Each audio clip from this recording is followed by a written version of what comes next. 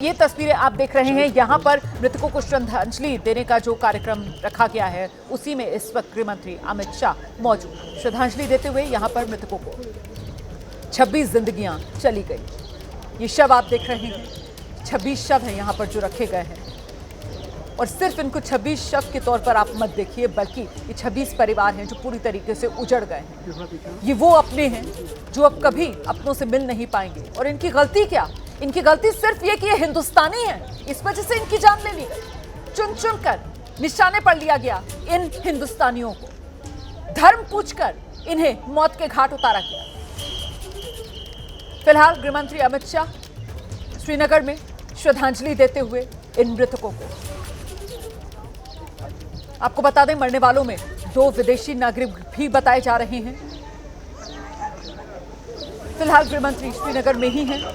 यहाँ श्रद्धांजलि देने के बाद अब जो शोक संतप्त परिवार हैं, जाहिर सी बात है वो भी यहाँ पर मौजूद होंगे, और जितना मैं समझ पा रही हूँ उसी दिशा में गृह मंत्री अमित शाह आगे बढ़ते हुए यहाँ पर गम में डूबे परिवारों को सांत्वना देंगे, हिम्मत बढ़ाएंगे, और यकीनन उनको यह आश्वासन गृह मंत्री की तरफ से दिया जाएगा कि ये बलिदान जाया नहीं जाएगा, इसका हिसाब भारत लेकर रहेगा। एक एक खून की बूंद जो हमारे हिंदुस्तानियों की बही है पहलगाम में, जिससे पहलगाम की खूबसूरत वादी को आतंकवाद के इन जानवरों ने लाल कर दिया है, उसका हिसाब हिंदुस्तान लेकर रहेगा। यही वो भरोसा जो गृह मंत्री की तरफ से यहाँ पर दिया जाएगा। शोक संतप्त परिवार है, यहाँ पर भी रोने की, बिलखने की आवाजें आप सुन सकेंगे। फिलहाल ये उस वक्त की तस्वीर है जब पुष्पांजलि गृह मंत्री अमित शाह की तरफ से अर्पित की गई है। 26 जिंदगियां हमेशा के लिए चली गई।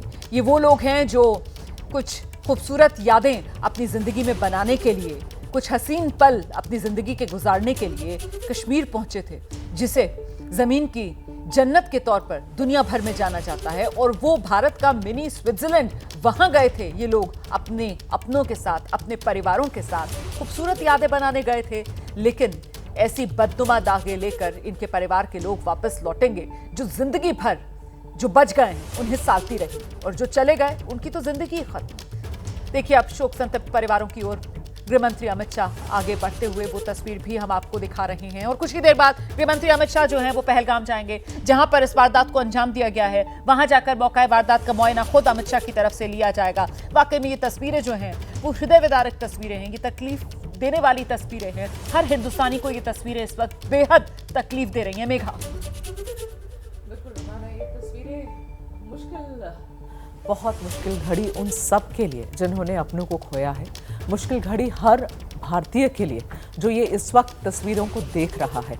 हम लोगों हर किसी के दिल में क्या बीत रही है ये बयां करना ही मुश्किल है। रुमाना, क्या हुआ इनके साथ, क्या करने गए थे ये एक बात होती है जब ये आतंकवादी हमारे सिक्योरिटी फोर्सेस के साथ लड़ाई करते हैं तो आपको समझ में आता है कि वो बराबरी की लड़ाई हो रही है एक तरीके से। मगर आपने उन लोगों को चुना, उन लोगों को चुना जो अपनी छुट्टियां बिताने गए थे, उन लोगों को चुना जो खुशी अपनी टूरिज्म के लिए गए थे, वहाँ खूबसूरत वादियों को देखने गए थे, अपने परिवार के साथ गए थे, छोटे बच्चे थे, महिलाएं थीं, और उनके सामने चुन चुन के उनके पतियों को आपने मारा, बच्चों के पिताओं को उनके सामने मारा। जो छोटे छोटे बच्चे कल दिख रहे थे रुमाना, वो वीडियोस को आप दोबारा देख नहीं पाएंगी, इतना कष्ट हो रहा है वो उन सब चीज़ों को देखकर। और अभी जब अमित शाह यहाँ अपनी श्रद्धांजलि अर्पित कर रहे हैं, मैं आपको कहती हूँ कि यहाँ दृढ़ निश्चय भारत का और भी बढ़ रहा है कि इनको अब इसका जवाब देना बहुत ज्यादा जरूरी है। प्रधानमंत्री ने कल कहा,